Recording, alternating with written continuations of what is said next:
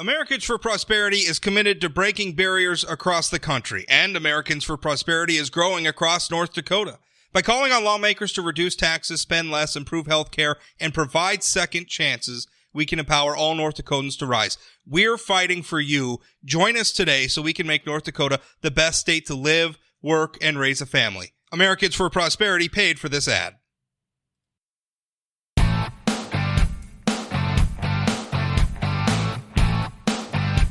You're all reading a lot of headlines right now because we're in quarantine nation.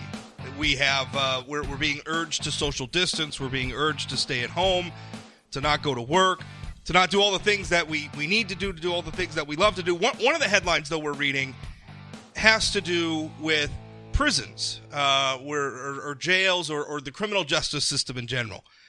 We are hearing about some low-risk offenders being released. And, you know, some people may be, there's so much going on. People may be thinking about that. Is that a good idea? Is it a bad idea?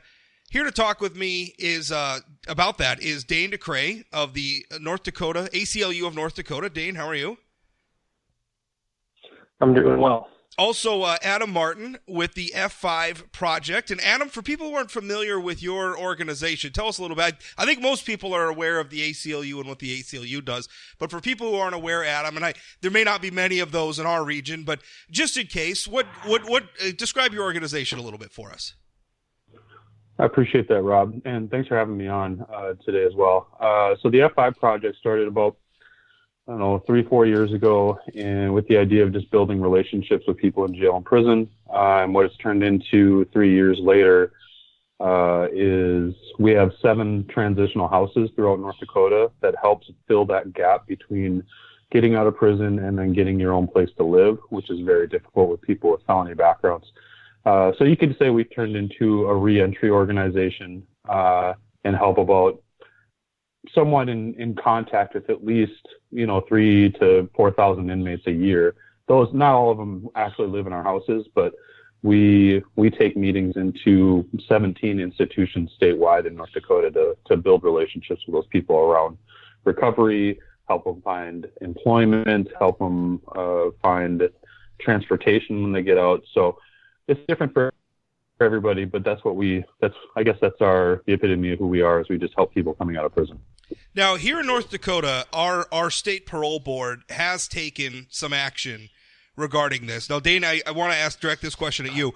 Your organization sent a letter to Governor Doug Burgum and the North Dakota Department of Corrections and the North Dakota Sheriffs and Deputies Association, and you were asking for this in this time of COVID-19, of coronavirus. You were asking for the state to do some things, and the parole board has come through. First of all, describe to me what exactly has the parole board done in North Dakota, and what, if any, additional steps would you like to see the state take? Sure. So the parole board essentially had an emergency hearing where they looked.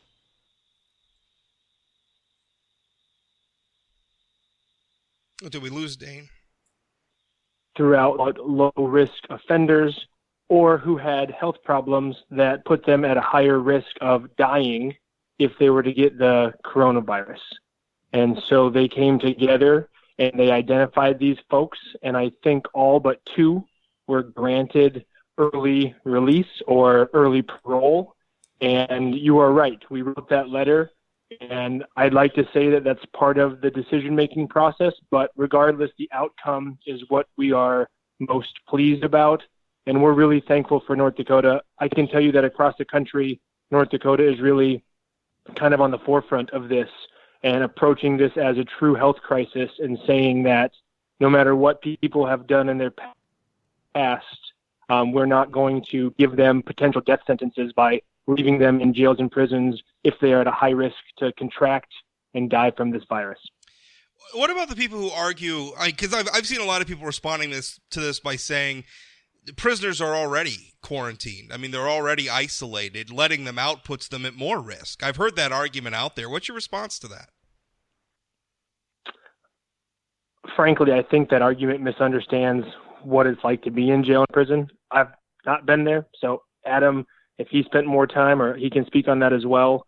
But what I know about it is that there are just not the same mechanisms of true self-quarantine at home as there is in jails and prisons.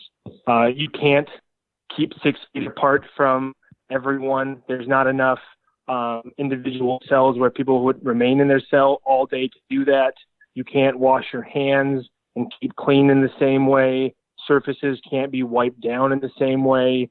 And so I just don't think that that's an accurate representation of the way that life is in jails and prisons. And even if we could do that, I don't think that's an appropriate way to deal with it, to cause, people more suffering by being that isolated in those small quarters, when instead we could release folks the way we've done. Adam, you agree with that? I do agree with that. And from having experience of being in jail or prison, when the flu has gotten there, when it happens, when it gets in, usually, 75% of people get the flu. So when you're isolated and quarantined from, or outcasted, if you really want to call it what it is, from the rest of society, it's really easy for that small group of people to get infected at a very fast rate. Now, Adam, the three of us mostly agree on these issues, but I'm going to play devil's advocate for a moment and just sort of express maybe some of the arguments that our audience may be having going through their head as they're listening to this. What do you say to people who argue that these folks committed crimes? They did bad things. They were sentenced to certain things. Why should they get out? Why should coronavirus mean they get special treatment? Yeah, I appreciate you playing the devil's argument because or the advocate, because it happens all the time anyway. So there's always, no matter what opinion I come out with right now, there's always going to be somebody that takes it a step further or a step behind. And, yesterday I saw somebody post that they believe that felons shouldn't get tested, right? So a lot of times this conversation is a human conversation versus or not viewing people as humans. Saying something like felons shouldn't get tested when there's a deadly virus going around, he basically just said that they're not human and they don't deserve the same rights.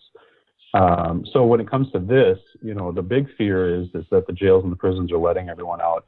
They've committed crimes. They have not paid their debt back to society. But I would argue that, most of the people that are getting let out, if not all, are low-risk, non-violent offenders. And it was interesting when I first saw that come out, because it was like, well, why are they there in the first place? Well, yeah, that was going to be my next question, and I think that's kind of because, listen, in another area, and I'm you guys know that I'm a conservative / libertarian guy. In there. Yeah, I mean, so what I've been looking at is we've been waiving a lot of like government regulations for like occupational licensing and stuff during the virus, and I've been arguing like, okay, maybe a lot of that stuff doesn't need to come back. Like, if we don't need it now, do we ever need it? Maybe some of them we do, but maybe a lot of them we don't. And I feel like that same thinking applies here. Like, if these folks were safe enough to let out of prison now, shouldn't they have already maybe have been back in their community, and we could have been providing, still holding them accountable for whatever it is they did, but have them at home in their communities, providing them with services to get them back to be productive members of society. I think sometimes we're so focused on let's put people in jail and punish them that we forget almost all of these people get back out of jail at some point. And when they're done with their sentence, when they're done paying their proverbial paying their debt to society, I would like them to be in a position to like be employed and productive and prosperous, right? Because that benefits all of us. So, Dane, I think that's a lot of people. That was what I was thinking, is maybe we didn't need these people in jails or prisons anyway. Well, I think that's absolutely right. But just before we move off the devil's advocate point, I think the other point that people are missing is that even if they don't want those people to be released, it's in our community's best interest to do that from what we know about the coronavirus. If that starts in jails and it spreads, it's going to jump to corrections officers, medical professionals, and it's going to get in the community.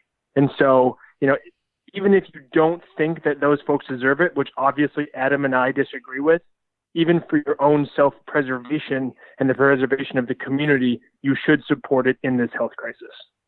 But moving on to your discussion about whether we need these things, I don't think you can say it any better. I mean, if we all of a sudden can release all sorts of people in the middle of a crisis, the question is twofold. One is, why were we keeping these people in the first place? And two, if things work out and the sky doesn't fall from this happening, when this is all over, then I think we really need to have a conversation about where we go from here. And bail reform and cash bail is probably the biggest thing that I can think of, because essentially the places that are releasing people are admitting that cash bail isn't actually necessary, doesn't actually, serve any purpose from a public safety standpoint, because all of these folks could be out already if they had the money to do it. And so we're just waiving that and admitting that it's really an arbitrary thing that we do. And so I want us to watch and see how it plays out, and then really reevaluate this once the scare is over. One thing, and I'll have Adam answer this first. One response that I've seen to what the state has done, specifically to commute sentences, or one criticism, frankly, of the ACLU's call, Dane, of the call to commute sentences of offenders and release them. The Marsy's Law, folks. Now, Marsy's Law, for people who don't know, is a constitutional amendment. It was a ballot measure. It was funded exclusively by a billionaire from California. It's named after his sister, who there was a very, very tragic, terrible thing that happened to his sister. But as a result of that, he has pushed in several states what's called Marsy's Law, which is essentially amendment to state constitutions, which is described as rights for victims. And there's a lot of moving parts to it. But anyway, the Marsy's Law folks, the campaign behind that, sent out a press release in response to what the state's doing, in response to the ACLU. And I want to read part of it. It says, I quote, "While Marsy's Law for North Dakota appreciates the need to take extraordinary measures to prevent the spread of COVID-19, government and criminal justice officials must also remember that victims have rights enshrined in the North Dakota Constitution that must be considered. Those protections include the right for victims and family members of victims to provide input during deliberations on the early release or parole of offenders, as well as timely notification when an offender is released from prison. The ACLU of North Dakota's call to release prisoners and offenders without victim input defies these constitutional protections." I guess maybe, Dane, since they're directly addressing the ACLU, what's your response to that? Well, my response to that is that is not the ACLU's job, frankly, to make sure those things are in order. I mean, when we are going to advocate for these things, we assume that our government and the state of North Dakota knows its obligations and will put those mechanisms in place so that folks that are covered by Marsy's Law do have their voice. But from a broader standpoint, and I think this was clear when we opposed Marsy's Law when it was a ballot initiative, we have some concerns whether this is constitutional or not.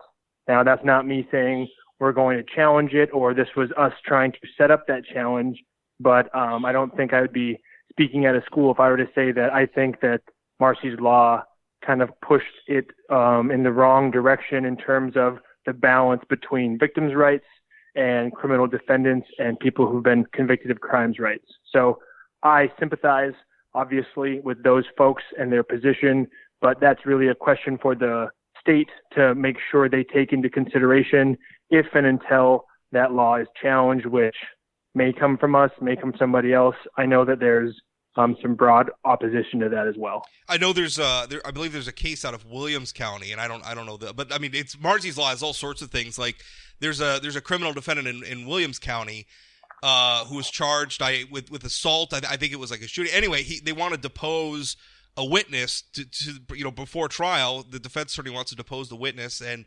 essentially the prosecutor saying, "Oh no, the witness doesn't have to be deposed." Marsy's Law gives them rights to refuse that, which to me is just absolutely ludicrous. Is that going to produce more justice or less justice? I don't know. Anyway, I could do a whole show on what I hate about Marsy's Law. It's a terrible, terrible piece of public policy. That's me speaking just for myself. Adam, I mean, what are your thoughts on that? I mean, the Marsy's Law folks are saying, well, you're letting these folks out. We got a whole process we got to go through. We got to notify victims. We got to hold hearings and everything else. Right now we're just saying, listen, we should get these people out. They're low-risk people, and it's going to tamp down coronavirus, right? I mean, so this seems like a common-sense response to me. Yeah, I think that the people who, I guess they're advocating on that side, I'm a huge proponent for victims' rights, right? Like I am a big fan for, I wouldn't say eye for an eye, but I would say that the punishment with what the crime was done should line up. So if you stole a bike, right, I don't think that you should have to go to prison or go to jail for a long period of time and essentially be forced into homelessness, be forced to be stigmatized for the rest of your life. Yeah. Like the scales of justice are unbalanced here when it comes to that. But when it comes to violent offenders, I think if they're using the coronavirus to put out, something saying, hey, we have rights, this is unconstitutional, blah, blah, blah. I think they're jumping the gun a little bit on people who are being released during this time. I've yet to hear of any sex offenders, murderers, rapists, aggravated domestic assaults, people being released. Everyone that I'm hearing about being released are low risk, low level offenders that can't pay bail. Right. And so, if they've reached out to prisons or across, the nation or jails across the nation, and they've gotten the feedback that people that are being released are violent offenders that have severe crimes against people in our community, then I guess, yeah, let's have that narrative. Let's talk about it. I'm willing to talk about it, but I think that they're a little off on who's being released right now. I'm really glad you brought up bail reform, Adam, because I want to get to that in just a moment. But Dane, just so we're clear, I mean, maybe you know better than Adam and I, who exactly is being released at this point? Do you have any information on this? The Marsy's Law press release is saying that even convicted felons are being released, which sounds scary, but until you realize how low the bar is sometimes for a felony in this country and in this state. So who exactly is being released? Can you shed some light on that for us? Yeah, I think there's two groups. There's pre-trial and post-trial. So what Adam's talking about, and it's more on this side of the state, so he's absolutely right, are the pre-trial people who are in jails who've been charged with crimes but not yet convicted of crimes. And so those people who otherwise would be sitting in jail on a cash bail are being released. And those are mostly low-level, non-violent offenses, and they are being determined by the jails themselves. I'm not exactly sure their process, but I can guarantee you that they, too, have an interest in public safety. So I'm certain their vetting process is probably more rigorous than the process that Adam or I would use. So I want to put that out there first. As for what the Marsy's Law people are likely talking about, that's the post-trial part. That's where the state of North Dakota's parole board is looking at people who, yes, have been convicted, most likely of felonies, but have either served a significant amount of their time. There are non-violent offenses. Obviously, you can't really say low level as much because it is a felony, even though I take your point that felonies are easier and easier in this country than ever before. And then finally, also people who have high health risks to this virus.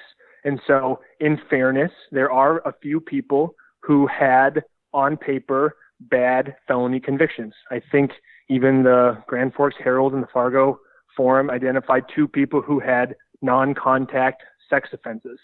And those folks had served a significant part of their sentence, and they were also considered high health risks. And so the state did what they're doing in all other regards, are saying, on balance, this person's life is more important to us than them serving the last bit of their time.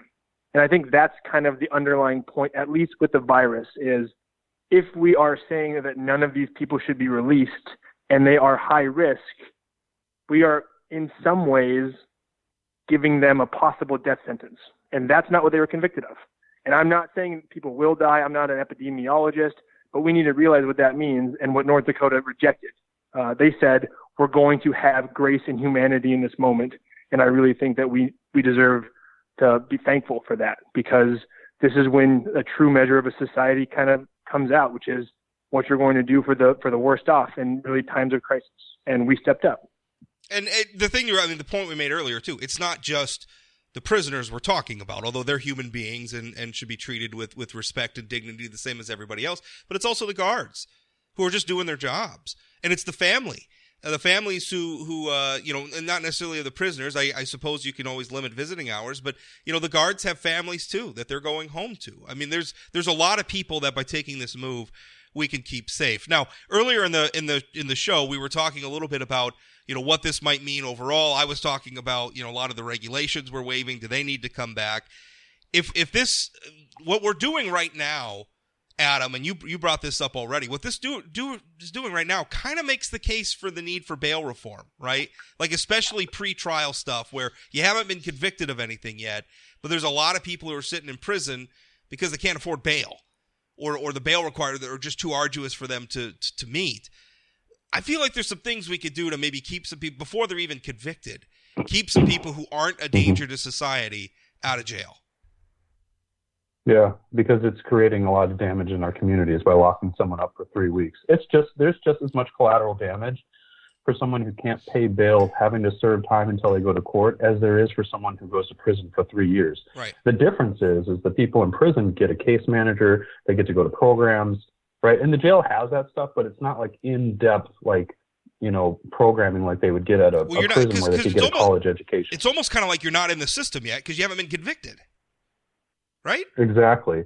And I'll put it this way, Rob. I believe that if you're forcing someone to pay bail for even a low-level, non-violent felony or misdemeanor, and you're forcing, I think it's a violation of the 14th Amendment for due process, and they're not getting equal treatment. We have a two-tier system where someone who commits a violent felony has to pay a $50,000 bail, and they have $1 million in their bank account. That's nothing for them. They can get out the next day and be able to meet with attorneys quickly, be able to make phone calls, be able to do all the things they need to do for court, wear a suit, where the people who are sitting in jail that can't pay bail, a $500 bail, have to sit there for 3 weeks, and then 3 weeks later they get out, right? What was the point of having them in there? They say it was a flight risk or it was a public safety notion. I think it's a violation of the 14th Amendment, and it's a two-tier justice system. Well, think about this. Sometimes people get acquitted. Sometimes they don't get, or even if they're not acquitted, they just don't get convicted. If there's like a hung jury or something like that. I worked at one point in my career. I was a private investigator. I worked with my father, who was retired law enforcement, and we did a lot of criminal defense work, particularly out of the state of Alaska, because he was an Alaska state trooper. So even though we were in North Dakota, we did a lot of work up there because he was a long-time, very high-profile homicide investigator who, when he retired, went to work for the other side. One of the cases we worked involved a gentleman who was accused of assault with a deadly weapon. He was accused of using an illegal firearm. I think it was a fully automatic firearm, which would be illegal under federal law, and then shooting at a bunch of people. He ended up, that whole process took 2 years, and he was ultimately acquitted. Mm-hmm. He never convicted the crime, but he was in jail for 2 years because he and his family couldn't afford bail. Now, ultimately, he didn't commit the crime. He didn't do it. Now, that's a real in any given case, that's a real possibility. A lot of times, I would even say most of the time, the people in that position are probably guilty and they get convicted. But it does happen that they're not. And if you have put somebody in jail, Dane, for 2 years, who is an innocent person, you have put an albatross around them. Because how do you explain that 2-year gap? I was in jail, but I didn't do anything. That's a hard thing to explain to people you want to get a job with, people you may want in your life socially or romantically. That's a hard thing to explain. Yeah, the one that's most popular is out in New York, where they had I believe a 16-year-old kid, and Dane probably knows more about this one because the ACLU is a big part of it in New York. But he was 16. He served 2 years in jail waiting to go to court, was found not guilty or it was acquitted. He got out, and this is like a young kid that we put in Rikers Island, right? And then they let him out, and 2 years later had a hard time getting back into society and committed suicide, right? He didn't have anything on his criminal record, but everybody, because of social media or because of the media in general,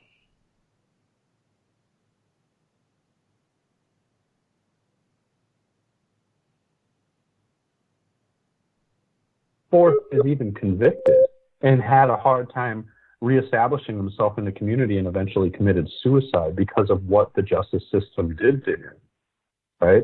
Because he couldn't pay bail, right? And he didn't even do it. There's nonprofits that are dedicated to wrongfully convicting people, like the Innocence Project, that have spent all their time getting hundreds of people out of the system that have been wrongfully convicted. Yeah, you know, a lot. I mean, just you look at. I mean, a lot of. I think the Innocence Project, I believe, got their start. If I'm remembering, got their start. John Grisham is very involved with them, but got their start, I think, with DNA testing, right? Because it was this new form of evidence that is pretty bulletproof.